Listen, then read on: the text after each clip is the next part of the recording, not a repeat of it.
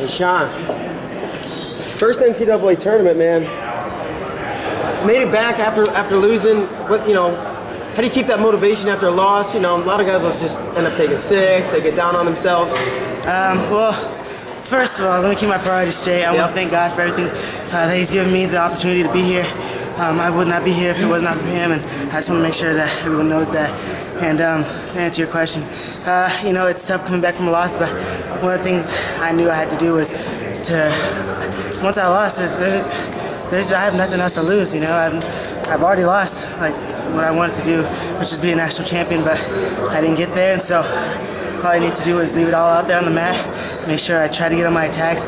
It's hard when guys they're good in those positions, they're good on their knees, they're good obviously defensively and offensively, but I had to do what I could do, and I could control only what I could control. So, can you talk about the emotional swings from upsetting McDonough to being one match from the finals to losing to then upsetting the #1 seed? Yeah, there's not a whole lot of emotional. The roller coaster was way before this. It's been happening this whole season where I've been going like, am I good enough? Can I do this? I'm here. I made it here. And the roller coaster, it's all over with. I knew I just had to focus.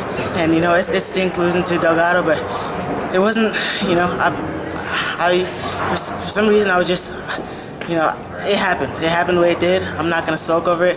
I'm not gonna freak out over it. If it happened, he beat me pretty soundly too. But next year's a different year. I gotta keep my head up. I gotta focus on what I can do. Just get a lot better over the summer and just train hard. Do you ever stop coming? I mean, we watch you out there, and every second of every period of every match, you're out there and you're pushing the pace.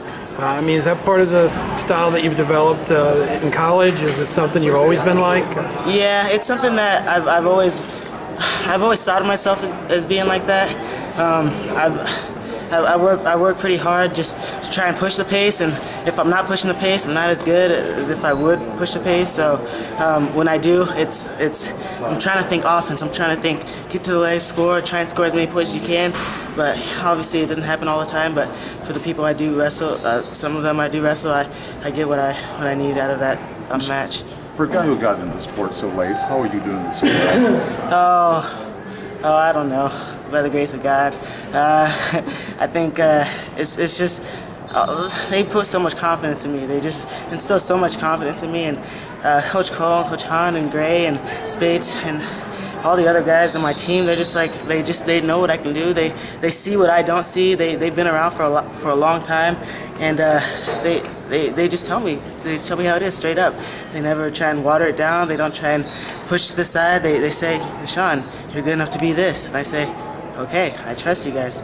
And then that works out the way it does. You ever been to this tournament before?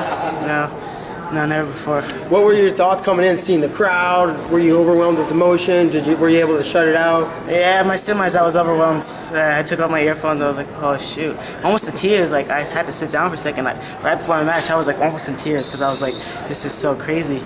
And it showed in my performance. I was just like, wasn't really there like all the way, but coming in, I was just. It kind of reminds me of the California State tournament, the way it's set up, and there's just a lot more people, and I was comfortable coming in here, and I just needed to keep my head focused the whole time, but it happened the way it did, and I'm happy that to come out with the win. You lost